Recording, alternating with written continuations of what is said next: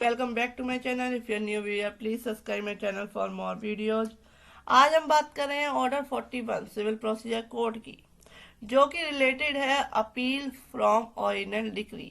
मूल डिक्रियों की अपीलें कैसे की जाएगी, इसके बारे में फुल डिटेल में समझेंगे। इसमें कई पार्ट्स हैं और काफ़ी सेक्शन रूल्स हैं, तो रूल 1 से लेके 4 तक समझेंगे। इससे पहले समझते हैं कि अपील क्या होती है, ओरिजिनल डिक्री की अपील क्या होती है, इस बारे में सारा कुछ समझते हैं। जब कोई पक्षकार किसी न्यायालय के निर्णय, आदेश, डिक्री से संतुष्ट नहीं है, तब वह सिविल प्रक्रिया संहिता के ऑर्डर 41 के अंतर्गत अपीलीय न्यायालय में किसी भी मूल डिक्रियों, आदेशों आदि के विरुद्ध अपील लगा सकता है, जिसमें वह डिक्री को निरस्त या संशोधन कराने की प्रार्थना न्यायालय से कर सकता है। एक पक्षीय मूल डिक्री की अपील सिविल प्रक्रिया संहिता की धारा 96 के अंतर्गत की जाती है। तो जो अपील का जो है मूल डिक्री की अपील है वो सेक्शन 96 से स्टार्ट होता है सिविल प्रोसीजर कोड से। उसमें अलग अलग क्या है सेक्शंस भी बताए गए हैं और ऑर्डर 41 भी इससे रिलेटेड है। तो ऑर्डर 41 की आज बात कर रहे हैं, तो जानिए अपील क्या है। अपील नागरिकों का एक कानूनी अधिकार है जो हमेशा अपीलीय न्यायालय में ही लगाया जाता है।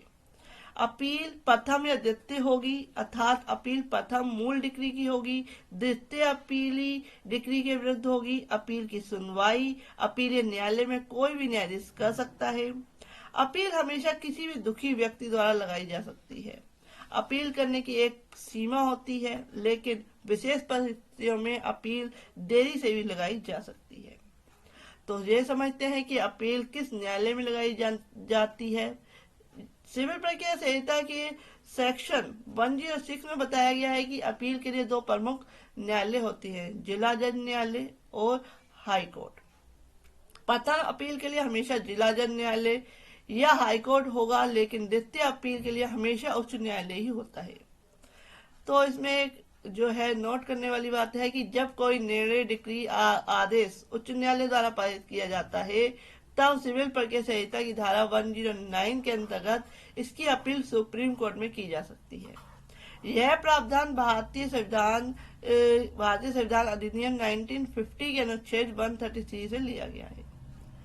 इसमें जो है और अदर जो है हम इसमें समझते हैं। तो पहले हम इसमें ले लेते हैं कि सेक्शन 96 क्या कहता है। ऑर्डर 41 समझने से पहले समझते हैं कि सेक्शन 96 में क्या बताया गया है मूल डिक्री की अपील के बारे में, कि वहां के सिवाय जहां इस संहिता के पाठ में या तत्समय प्रवृत्त किसी अन्य विधि द्वारा अभिव्यक्त रूप से अन्यथा उपबंधित है, ऐसी हर डिक्री जो आरंभिक अधिकारता का प्रयोग करने वाले किसी न्यायालय द्वारा पारित की गई है, अपील उस न्यायालय में होगी जो ऐसे न्यायालय के विनिश्चयों की अपीलों को सुनने के लिए प्राधिकृत है। तो एक पक्षीय पारित मूल डिक्री की अपील हो सकेगी। पक्षकारों की सहमति से दो जो डिक्री न्यायालय में पारित की गई है उसकी कोई अपील नहीं होगी, यानी कि जो सहमति से कोई डिक्री पारित हुई है तो उसकी कोई अपील नहीं होगी। जैसे कि लोक अदालत में जो है समझौते होते हैं तो उसकी अपील नहीं होती है। और नेक्स्ट है कि लघुवाद न्यायालय द्वारा संज्ञेयवाद में किसी डिक्री से कोई अपील, यदि ऐसी डिक्री की रकम या उसका मूल्य 10,000 रुपए से अधिक नहीं है, तो केवल विधि के प्रश्न से संबंधित ही क्या है अपील होगी। तो ये सारा कुछ मेंशन किया गया है। और डिटेल में न जाते हुए समझते हैं ऑर्डर 41। तो ऑर्डर 41 कहता है कि अपील का प्रारूप ज्ञापन के साथ साथ क्या क्या दिया जाएगा। Form of appeal, what is accompany memorandum. हर अपील अपीलाती या उसके प्लीडर द्वारा हस्ताक्षरित ज्ञापन के रूप में की जाएगी और न्यायालय में या ऐसे अधिकारी के समक्ष जो न्यायालय इस नियमित नियुक्त किया गया है उपस्थापित की जाएगी, उसके सामने पेश की जाएगी अपील। ज्ञापन के साथ जो है जो मेमोरेंडम दिया जाएगा अपील का, उसके साथ निर्णय की एक कॉपी होगी। तो ये बताया गया है। परंतु जहां दो से अधिक वादों का साथ साथ विचारण किया गया है या उनके लिए एक ही निर्णय दिया गया है और उस निर्णय के अंतर्गत किसी डिक्री उस निर्णय के अंतर्गत किसी डिक्री के विरुद्ध चाहे उसी अपीलार्थी द्वारा या भिन्न अपीलार्थियों द्वारा 2 या 2 से अधिक अपीलें फाइल की गई हैं, वहां अपील न्यायालय 1 से अधिक कॉपियां फाइल करने के लिए से अभिमुक्त कर सकेगा। और यानी कि 2 से अधिक 1 से अधिक जो कॉपियां फाइल करने की अभिमुक्ति दी जा सकती है। नेक्स्ट आते हैं ज्ञापन की अंतर वस्तु क्या होगी, कंटेंट ऑफ मेमोरेंडम क्या होगा। तो सब रूल 2 कहता है, रूल 1 का ऑर्डर 41 का रूल 1 का सब रूल 2 कहता है कि ज्ञापन की अंतर वस्तु क्या होगी कि उस डिक्री में जिसकी अपील की जा रही है आक्षेप के आधार लिखे जाएंगे कि क्या क्या आक्षेप या ऑब्जेक्शंस हैं। ज्ञापन के किसी तर्क या विवरण के साथ संक्षिप्तता और विभिन्न शीर्षकों में वर्णित होंगे और ऐसे आधार क्रम से संख्यांकित होंगे।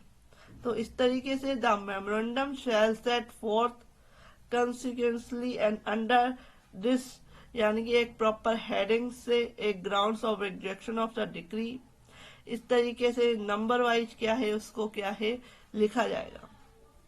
नेक्स्ट आते हैं सब रूल 3। सब रूल 3 कहता है रूल 1 का कि जहां अपील धन के संदाय के लिए, किसी डिक्री के निष्पादन के लिए, किसी आदेश के विरुद्ध है, वहां अपीलार्थी इतने समय के भीतर जितना अपील न्यायालय अनुज्ञात करे अपील में विवादग्रस्त रकम निश्चित करेगा और उसके संबंध में ऐसी प्रतिभूति देगा जो न्यायालय ठीक समझे। नेक्स्ट आता है रूल 2। रूल 2 क्या कहता है, रूल 2 कहता है आधार जो अपील में लिए जा सकेंगे, कौन कौन से ग्राउंड्स विच में बी टेकन इन अपील। अपीलार्थी न्यायालय की इजाजत के बिना आक्षेप के किसी भी ऐसे आधार को जो अपील के ज्ञापन में वर्णित नहीं है ना तो पेश करेगा और ना उसके समर्थन में सुना ही जाएगा। किंतु अपील न्यायालय अपील का निश्चय करने में आक्षेप के उन आधारों तक ही सीमित न रहेगा जो अपील के ज्ञापन में वर्णित है या जो न्यायालय की इजाजत से इस नियम के अधीन किए गए हैं, परंतु न्यायालय अपने विनिश्चय को, जो उसका जजमेंट है, डिसीजन है, उसको किसी अन्य आधार पर तब तक आधारित नहीं करेगा जब तक उस पक्षकार को जिस पर उसके द्वारा प्रभाव पड़ता है उस आधार पर मामले का प्रतिपाद करने का पर्याप्त अवसर ना मिल जाए, यानी कि उसको डिफेंस करने की प्रॉपर अपॉर्चुनिटी, सफिशिएंट अपॉर्चुनिटी ना मिल जाए, तब तक क्या है इस तरीके का क्या है जो डिसीजन है, जो है जजमेंट है, वो नहीं लेगा। नेक्स्ट आते हैं रूल 3। रूल 3 क्या कहता है, ऑर्डर 41 का रूल 3 कहता है कि ज्ञापन का नामंजूर किया जाना या संशोधन, rejection of amendment of memorandum. जहां अपील का ज्ञापन इसमें इसके पूर्व विहित रीति से लिखा नहीं गया है वहां उसे नामंजूर कर सकेगा और अपीलार्थी को ऐसे समय के भीतर संशोधित किए जाने के प्रयोजन से जो न्यायालय जो नियम जो समय है नियत करे लौटाया जा सकेगा तभी और वहां ही संशोधित किया जा सकेगा। नेक्स्ट है कि जहां न्यायालय किसी ज्ञापन को नामंजूर करे वहां वह ऐसी नामंजूरी के कारणों को भी लिखेगा।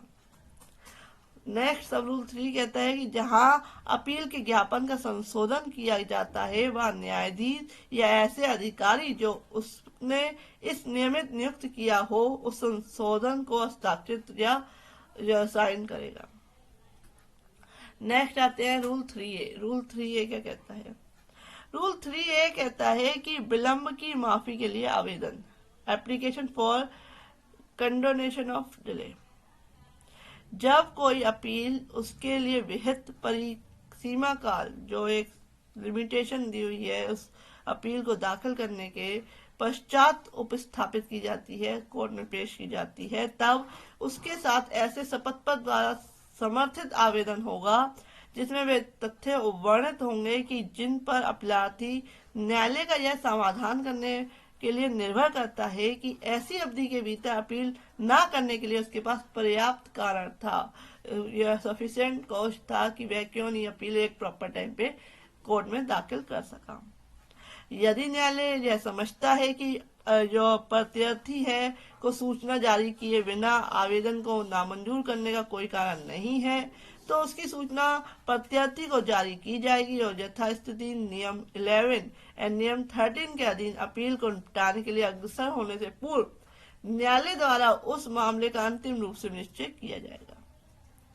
नेक्स्ट आते हैं सब रूल 3। सब रूल 3 कहता है कि जहां उपनियम 1 के सब रूल 1 के अधीन कोई आवेदन किया गया है, वहां न्यायालय उस डिक्री के जिसके विरुद्ध अपील फाइल किए जाने की प्रस्तावना है, निष्पादन को रोकने के लिए आदेश उस समय तक नहीं करेगा जब तक न्यायालय नियम 11 के अधीन सुनवाई के पश्चात अपील सुनने का विनिश्चय नहीं कर लेता है।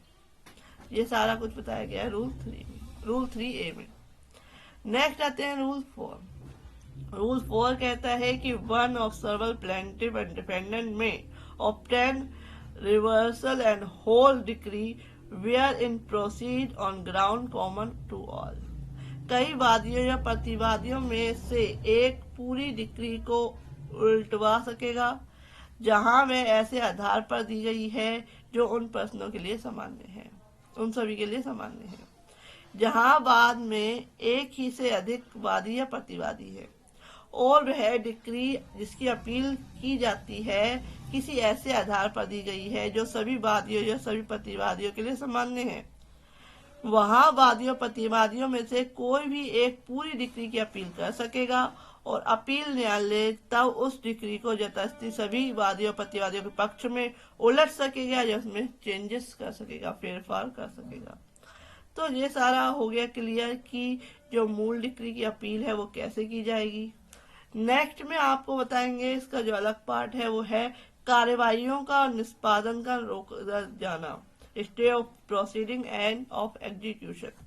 तो इसके बारे में बात करते हैं। रूल 5 से लेकर स्टार्ट है, तो नेक्स्ट वीडियो में इसके बारे में बात करेंगे। If you like my video please like share and subscribe my channel.